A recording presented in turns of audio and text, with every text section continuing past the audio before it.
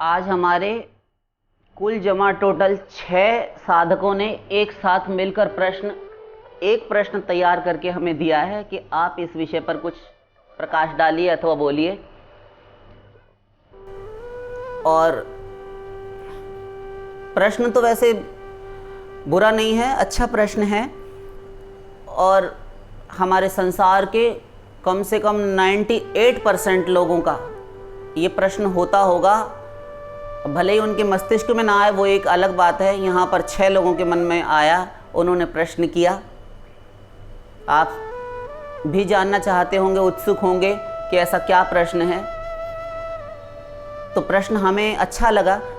उनका कहना है आजकल जो हमारे बच्चे हैं, बेटे हैं, किसी के अच्छे हैं, किसी के अच्छे बुरे दोनों ही तरह के हैं।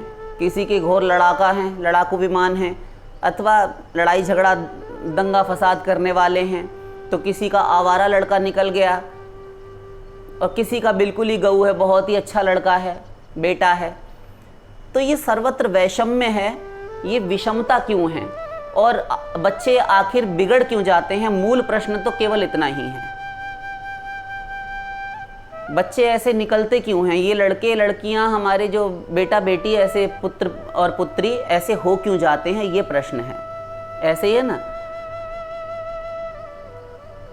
देखिए, अभी हमने उस दिन प्रवचन दिया था कि कर्म संस्कार, अनेकों प्रकार के कर्म होते हैं और जैसे जैसे कर्म वैसे वैसे उनके स्वभाव होते हैं। उन्हीं कर्मों के आधार पर तो व्यक्ति का, मनुष्य का स्वभाव बनता है। अब वो जीवात्मा है, अनादि अनंत काल से इस संसार में जन्म ले लेकर आता रहा, कर्म करता रहा, तो वो आनंद प्राप्ति, सुख प्राप्ति के लिए ही करता है। अब जब वो सुख प्राप्ति के लिए ही करता है सब कुछ, तो उसको लड़ाई झगड़े में आनंद मिलता है, क्योंकि पूर्व जन्म उसका ऐसा रहा है। तो उसी के भाव से, उन्हीं कर्म संस्कारों से युक्त होकर उसकी उत्पत्ति, उसका जन्म होता है।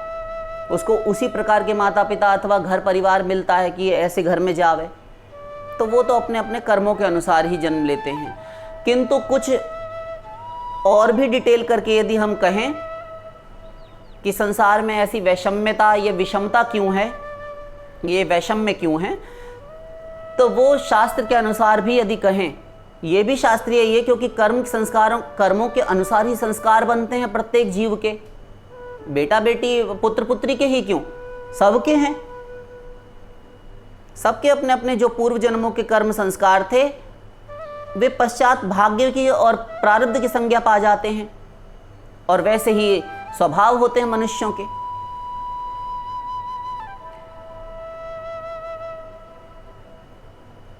आपने प्रश्न किया है पुत्रों के ऊपर, तो हम पुत्रों के विषय में ही बोलेंगे और थोड़ा सारगर्भित बोलेंगे, क्योंकि कल 7 तारीख है और 7 जुलाई है हमारा हमारा जन्म दिवस है। और यहाँ कुछ हमारे शिष्य और विद्यार्थी हैं, ये बच्चे हैं, और कुछ हमारे सत्संगी हैं, वो भी बहुत हट कर रहे हैं। उनका सहज सुलभ, प्रेम सुलभ हट है कि कुछ विशेष सत्संग, भजन इत्यादि होना चाहिए। तो हमें अधिक अवकाश नहीं है, हमें तैयारियां करनी है भजन इत्यादि की। हम कौन सी महान आत्मा हैं, घोर कर्मों में कीड़े पड़ रहे हैं और हमारे समान कोई पापी हम संसार में नहीं देखते। और ये हम सच्ची सच्ची बात लिख कर देने के लिए तैयार हैं कि हमारे समान हमें कोई पापी इस संसार में दिखता नहीं। हमारे समान क्या, रंचक मात्र भी हमें कोई पापी दिखाई नहीं देता, क्योंकि सारे दिन रात इस शरीर से बुरे ही बुरे कर्म अहर्निश होते रहते हैं। क्या ऐसे प्राणी का, अभागे का इस संसार में जन्म लेना। हम इस भूमि के, इस पृथ्वी के वक्षस्थल पर, इसके सीने पर एक बोझ है, पत्थर हैं। साधारण पत्थरों का तो कुछ बन भी सकता है, काट छांट कर मूर्ति अथवा किसी भी काम में ले लिया जाए। आप सिल भी बना लें तो कम से कम मसाला पीस कर आप भोजन तो कर सकते हैं अच्छा स्वादिष्ट। किंतु हमारे जैसे पत्थरों का तो कुछ नहीं हो सकता। सब प्रकार से नालायक, अयोग्य, कोई योग्यता नहीं। हम लोगों का क्या जन्मदिन है। तो इसी कारण हम यही सोचते हैं कि भजन पूजन करके कुछ दीन दुखियों की सहायता यदि इस शरीर से हो सके, भगवान के द्वारा जो कुछ प्राप्त है इस शरीर से सदुपयोग हो सके तो कर लें। ये शरीर कब छिन जाए कुछ पता नहीं। इसे जन्मदिन समझकर मनाना भारी भूल है। प्रत्येक क्षण आपको जीवन के रूप में ही मिल रहा है और इसका सदुपयोग करना चाहिए। एक एक सांस आपका प्रतिपल जीवन, नया जीवन, नव जीवन है।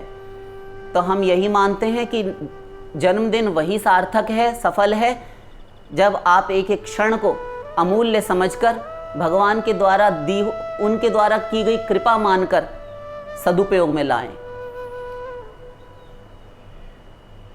तो हमें थोड़ी तैयारियां करनी है, कुछ आवश्यक कार्य करने हैं भजन इत्यादि के। तो आप क्षमा करेंगे, बुरा नहीं मानेंगे, संक्षेप में उत्तर देंगे, किंतु मूल मूल विषयों पर हम बोलेंगे। तो आपका प्रश्न था कि ऐसे पुत्र और पुत्री हमारे घर में नालायक आवारा किस्म के क्यों आ जाते हैं, अथवा अच्छे होते हैं तो क्यों, दूसरे का अच्छा है हमारा खराब है, अथवा हमारा अच्छा है उसका बेटा बेटी खराब क्यों, आवारा क्यों निकल गया, मक्कार क्यों निकल गया, अथवा लड़की आवारा क्यों हो गई, भाग गई, कलंक लगा गई माता पिता के वंश के नाम पर, ये क्यों है। तो उत्तर पर आते हैं। देखिए, समस्त संसार में सर्वत्र वैषम्य है और भिन्नता विभिन्नताएं दिखाई पड़ती हैं, और सबके संबंधों, रिश्ते नातेदारों पर और घर परिवार में लड़ाई झगड़ा और वैमनस्य, मनमुटाव, मनोमालिन्य, लाग डांट, कहा सुनी, ये सब हुआ करता है, होता रहता। और ये अनादि अनंत काल से होता चला है, आगे भी होगा, क्योंकि सब मायाबद्ध हैं, सब अपना अपना सुख चाहेंगे। तो वैमनस्य, लड़ाई झगड़ा, मनमुटाव होगा, सबको सबसे स्वार्थ है। और जब एक संबंधी, एक रिश्तेदार दूसरे रिश्तेदार की कसौटी पर, उसके स्वार्थ पूर्ति पर खरा उतरता है तो वो अच्छा होता है, उसका बिना बुलाए भी जाना होता है उनके यहाँ, वे भी हमारे यहाँ आ रहे हैं, खूब दांत काट काट कर हंसी मौज, खूब गप्पा सड़क के हाँके जा रहे हैं। और जब अपना मतलब निकलता हुआ नहीं देखते, जब देखते हैं स्वार्थ हानि हो रही है, इससे हमारी स्वार्थ पूर्ति नहीं होगी, संबंध विच्छेद हो जाते हैं। दिन रात ये संसार में हुआ करता है, आप भी जानते हैं, देखते हैं। इस विषय में हम डिटेल नहीं करेंगे। तो यह अनादिकाल से होता आया और होता रहेगा। किंतु संसार में कुछ दूर दूर के रिश्ते भी होते हैं, भले ही वो रक्त संबंध में भी आए, किंतु दूर के होते हैं। उनका तो ऐसा है कि अधिक आपका संपर्क नहीं होता। आप जान छुड़ाना चाहें उनसे तो 100 बार छुड़ा कर बैठ जाएं कि छोड़ो, हमें इनसे रखनी नहीं, तो वो अपने घर, हम अपने घर।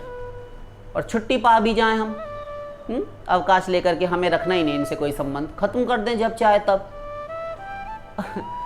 और आप किंतु पति पत्नी, माता बेटा, स्त्री पति, ये जो खास खास रिश्ते हैं, इनसे आप खत्म नहीं कर सकते। तो ये कुछ ऐसे संबंध हैं, चाहे हंस कर भोगे, रो कर भोगे, भोगना पड़ता है सबका। और ये हमारे देश में, इंडिया में हो ऐसा नहीं, विदेशों में, सारे दुनिया जहान संसार भर में यही बीमारी अटैचमेंट के कारण होती है। अटैचमेंट के कारण क्यों? छोड़ सकते नहीं इनको, क्योंकि मोह ममता है, और ना छोड़ें तो अपना दुख नहीं सहा जाता, क्योंकि वो जान हैरान किए रहता है अथवा किए रहती है। ये सबका अनुभव है।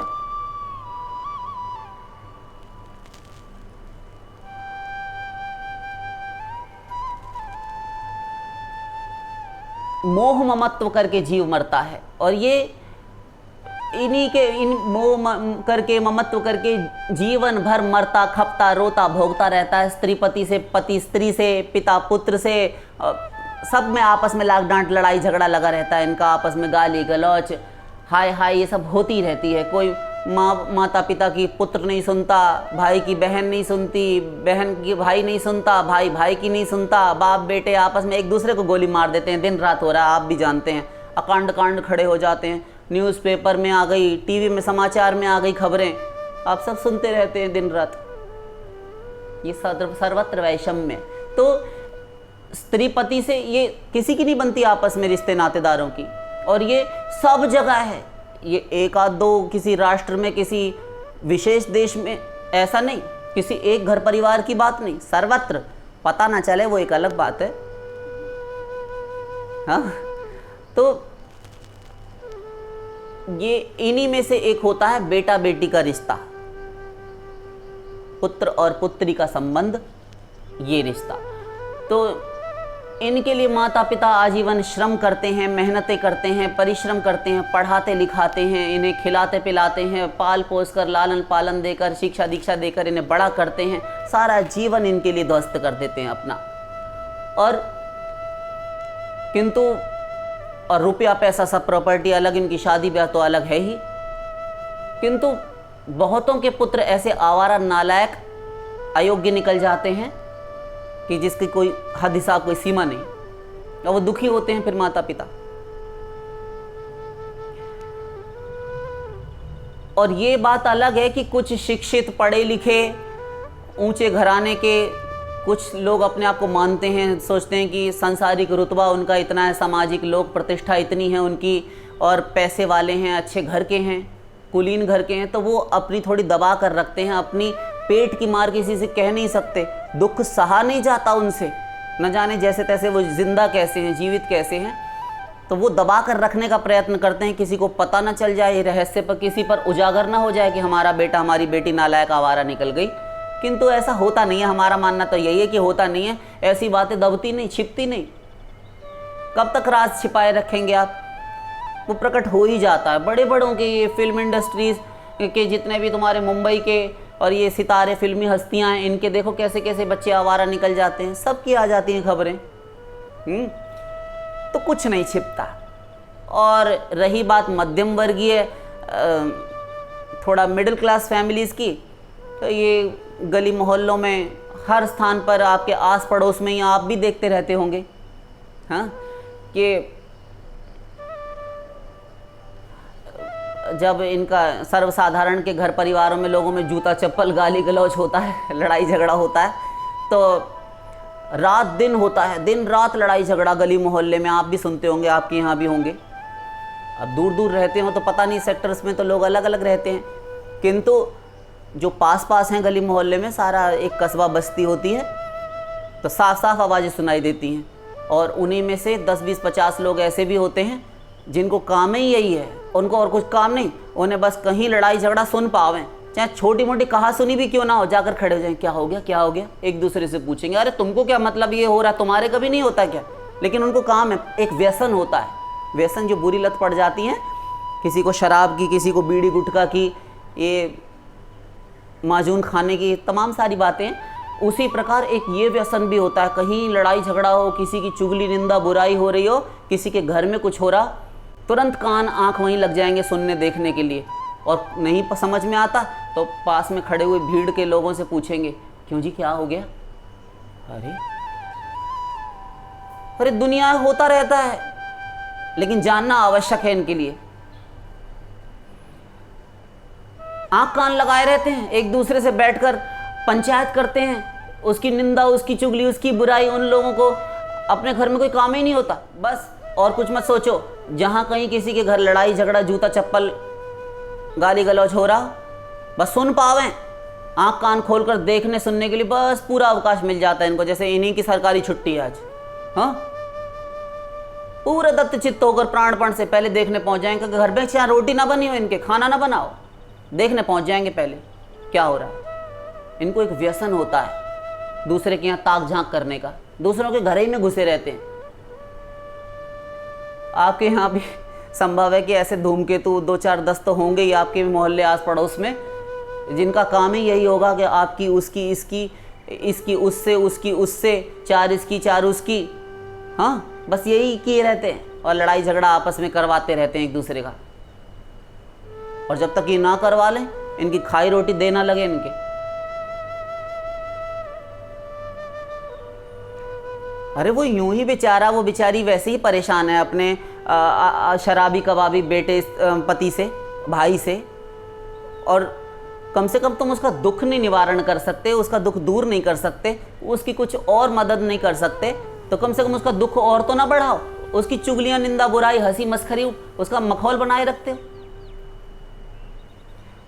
उनके उसकी जान वैसे ही सांसत में हैरान है, और तुम और उसके दुख को बढ़ाने का काम कर रहे।